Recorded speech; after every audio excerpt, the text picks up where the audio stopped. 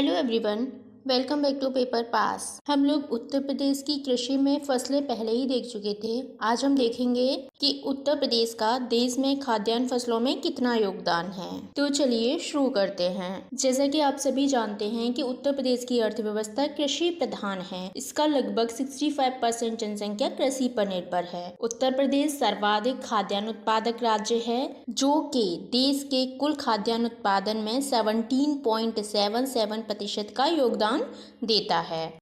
वहीं अगर कृषि क्षेत्र के सकल राज्य घरेलू उत्पाद यानी कि SGDP की बात करें तो 26% का योगदान प्रदान करता है।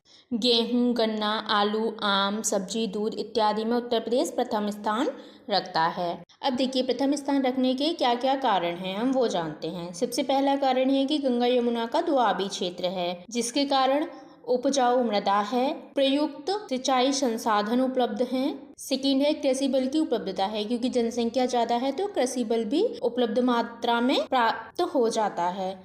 थर्ड है कृषि में आधुनिक तकनीकी का उपयोग करते हैं।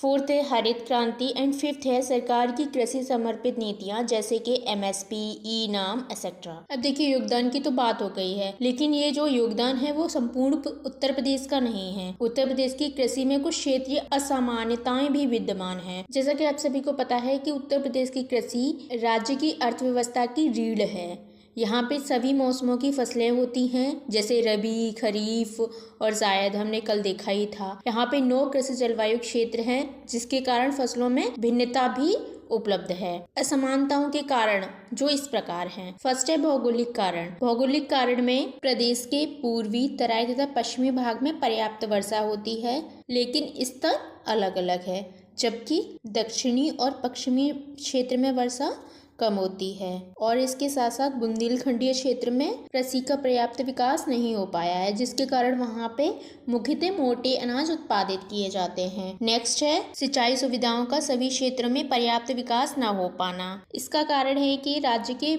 उत्तर पश्चिमी और मध्य भाग में तो नहरों और जलकूपों की सहायता से पर्याप्त सिंचाई हो जाती है, जबकि बुंदेलखंडी और दक्षिण पूर्वी क्षेत्रों में अभी भी सिंचाई सुविधाओं की अपर्याप्तता है। बुंदेलखंडी और दक्षिणी पूर्वी क्षेत्र मुख्यतः वर्षा पर निर्भर है।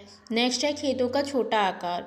क्योंकि जनसंख्या बढ़ रही है तो उस हिसाब से आकार भी छोटा होता जा रहा है, क्योंकि वो डिस्ट्रीब्यूट हो रहा है। नेक्स्ट है हरित क्रांति का प्रभाव। देखिए, प्रदेश के पश्चिमी क्षेत्र में तो हरित क्रांति हुई है, लेकिन पूर्वी क्षेत्र में नहीं हुई, क्योंकि पश्चिमी क्षेत्र की जो हरित क्रांति है वो वहीं तक सिमट कर रह गई है। नेक्स्ट है किसानों में जागरूकता व प्रशिक्षण सुविधाओं में भिन्नता का होना। पश्चिमी क्षेत्र के किसान नवीन तकनीकी और सरकारी सुविधाओं का लाभ ले लेते हैं, क्योंकि वो प्रशिक्षित भी हैं पूर्वी क्षेत्र की तुलना में अधिक, जबकि अन्य क्षेत्रों में जो कृषि है वो केवल पारिवारिक उपभोग के लायक ही कर पाते हैं। जबकि पश्चिमी क्षेत्रों में व्यवसायीकरण भी हुआ है। हम व्यवसायीकरण वाला जो टॉपिक है वो कल पढ़ेंगे। अब देखिए, हमने असमानताएं तो देख ली। अब हम देखते हैं कि उत्तर प्रदेश की कृषि में क्षेत्रीय असमानताओं को कम करने के कौन से उपाय हो सकते हैं। फर्स्ट है भूमि सुधार लागू करना और सहकारी खेतों को बढ़ावा देना। सेकेंड है सिंचाई सुविधाओं का विकास करना, जैसे कि नदी जोड़ो परियोजना हो गई, ड्रिप सिंचाई एक्सेट्रा। थर्ड है मृदा स्वास्थ्य संवर्धन। फोर्थ है किसानों का जागरूक एवं प्रशिक्षित करना। फिफ्थ है सरकारी योजनाओं की सभी